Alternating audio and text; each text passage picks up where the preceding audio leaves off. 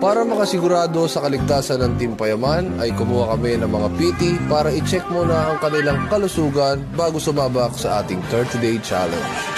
Andiyan na sila, Doc. Ano ba yung test, Doc?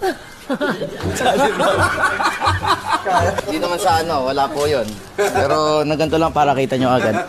Napakita agad na ano eh. Dok, paano yung sa akin? Nadidislocate yung balikat. Pwede ba yung sa akin, ibe-base na yung magiging ganda ng katawan ko kalahati lang?